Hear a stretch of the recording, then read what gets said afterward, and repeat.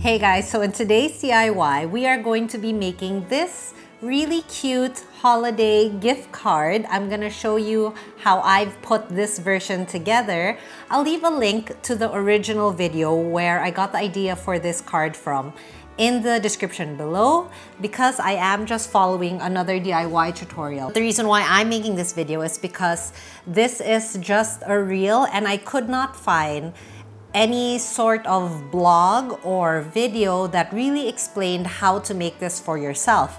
And I actually had like a little bit of a hard time figuring out certain things. So I thought it would be helpful if you wanted to make this on your own, if somebody gave you like a clear guide on how to do it. So that's what we will be doing today.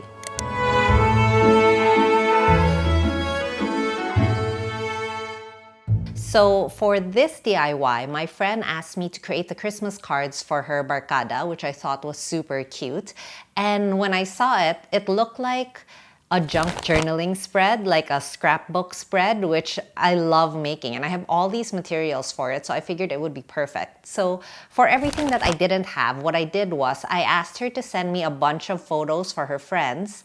So I have this old expired Instax film and the photo didn't come out because it was expired when we took the shot. But I saved all of them, hoarder that I am, and I figured I would have a use for them one day, and today is the day. So I scanned it and then I took all the photos that she sent me of her friends and I put it behind the frame. So when you would print it out, it will look like an Instax picture. What has taken me the longest is laying out all of the photos in the most efficient way so that I can have them all printed, and then we're gonna cut them out and arrange them in our little photo collage. I'm gonna have these photos printed out and we can get started on assembling.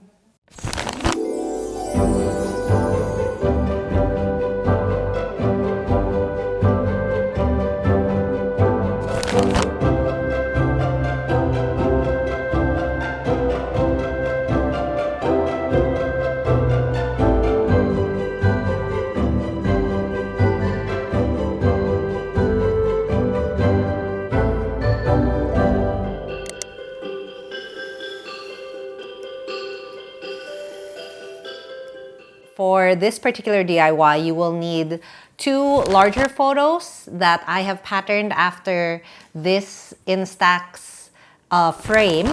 So I used Photoshop to lay out all of these photos, but that's just because that's the program that I'm used to.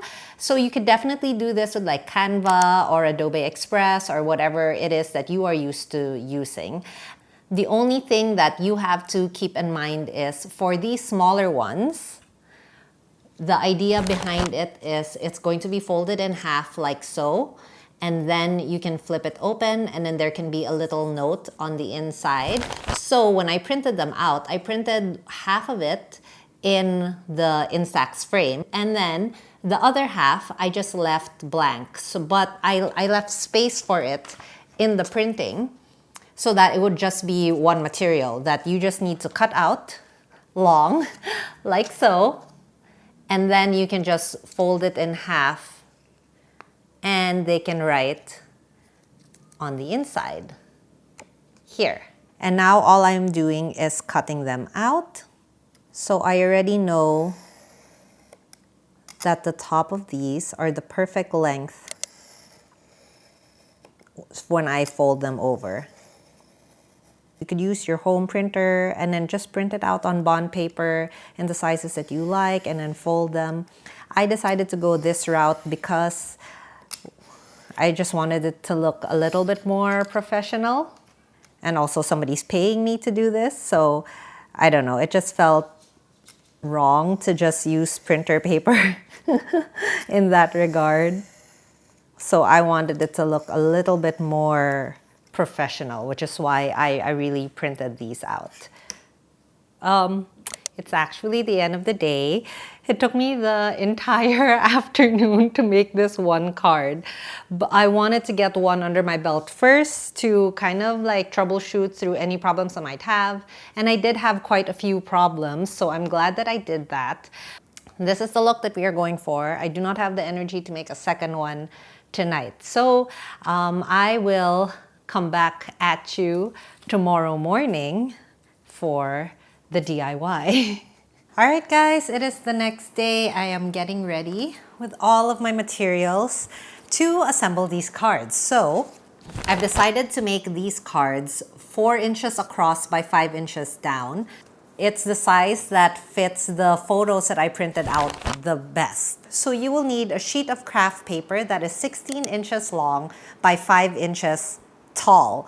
And the problem is the only craft paper I've been able to find that I like the look of are these, I think they're like short bond paper size. So I am going to need to cut them and then paste them together.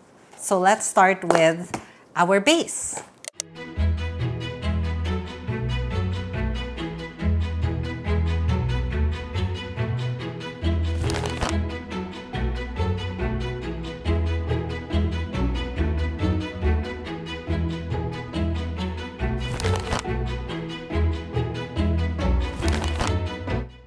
When you're peeling double-sided tape like so, just peel half and then fold this down. And then I'm gonna try my best to align it, because if you misalign it here, it's not gonna look seamless. And because it's just the top half that's been glued down at this point, it just gives you a little bit more freedom, a little bit more wiggle room if you needed to move things around. And then you can just slide this off. Now you need to measure 4-inch increments. So 4 inches here, 4 inches, 4 inches, 4 inches, and those will be each of our folds. Be sure to score your paper. I know I say this a lot in like all of my videos, but it makes such a big difference when you do score your folds versus when you don't. I did this for my pleated paper shade lamp. I scored all of those lines before I folded them, and it may seem like such a tedious process, but it really helps give that nice crisp finish when you are done. Since this sheet has like a very clear front and back side, score everything on the back side so you won't see your cut lines.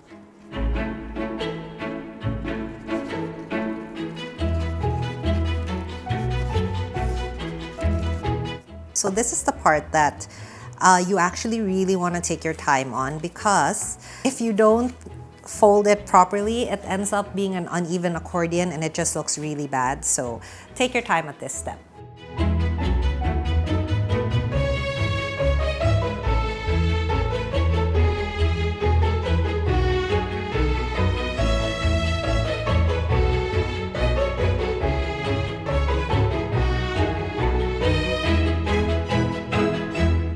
Ta-da! Now that we have this front section, I'm gonna use that to create this little holder for your dried flowers, and also where you're going to be putting your greeting. I kind of want it, I've just been eyeballing where I'm gonna put it, so I kind of want it sort of centered. You just want it to be thick enough so it can hold the stems without fear of this ripping off, you know?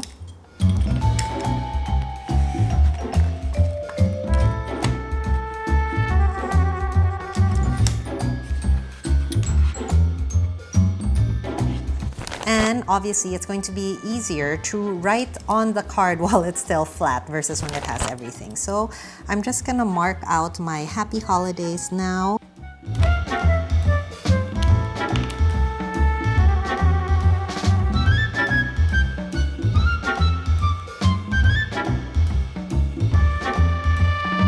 So we're just gonna paste this on here to cover this back side.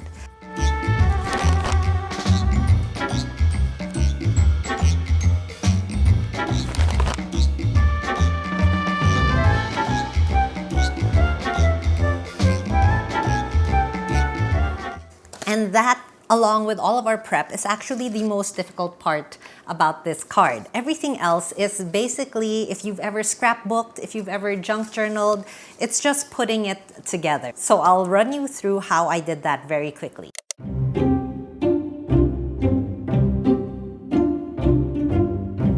These are all like ephemera, random paper scraps that I've kept throughout the years. This is the one that I'm using for this card because I like the whole handwritten letter note. So for this first one, for this first spread, I'm just ripping out this paper to roughly the size of this page. And I'm literally ripping it because it looks better.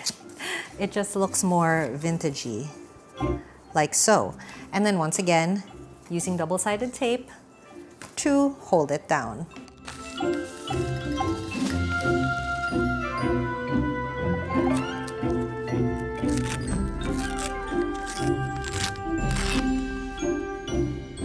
If you craft, you know. I have scissors for paper, and then I have scissors only for cutting sticky things, because when the blade of your scissors becomes sticky, it is the absolute worst. Alright, so I'm just gonna put that right here.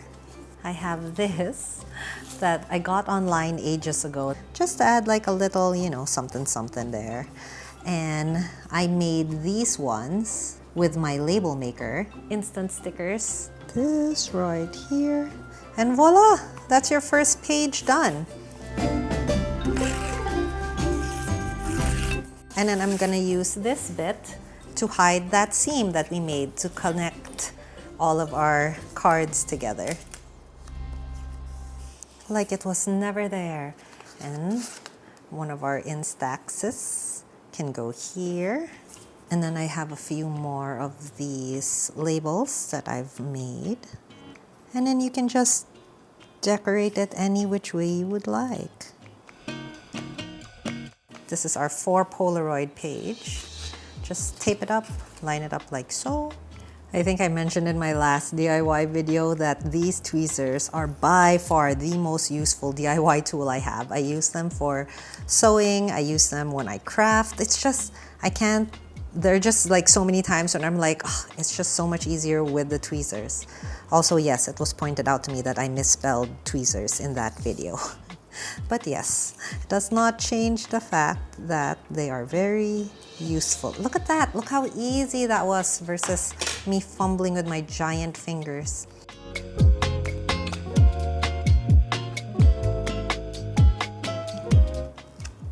There you go. Since I could not find any red envelopes anywhere for some reason, any small red envelopes that weren't like Chinese ampao envelopes, I'm just gonna do like a little heart.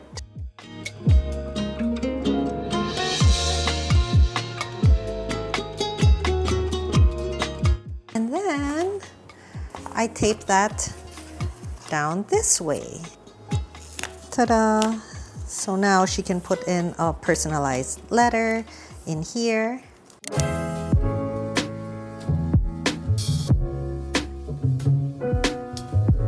I bought a bouquet of dried flowers, as you may have seen in the B-roll, and I took it apart. And now I'm just going to like pick bits here and there and arrange like a tiny mini bouquet situation for the front of the card. Oh, I forgot to erase my pencil lines here. I waited until now because I wasn't sure if the ink was dry and I don't want it to smudge. Now we lift this up carefully so as not to rip it. Then you can insert the bouquet through here and arrange that into place.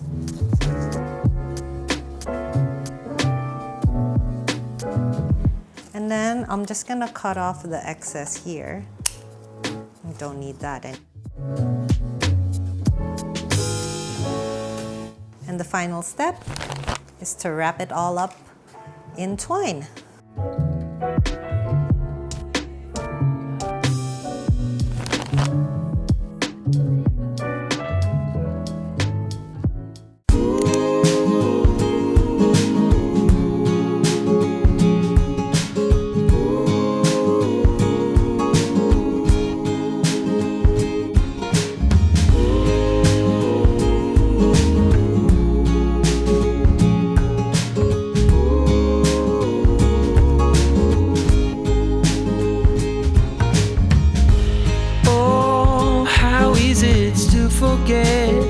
Still thinking about how we met.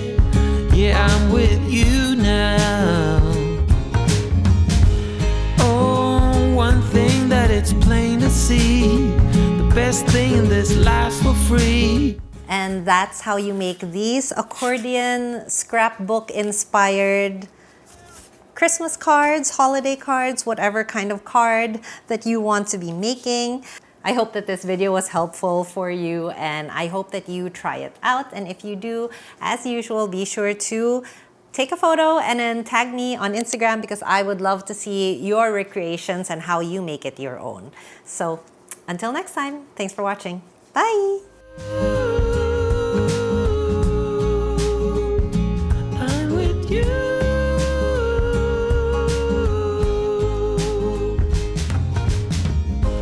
Oh, we're cruising down to Mexico.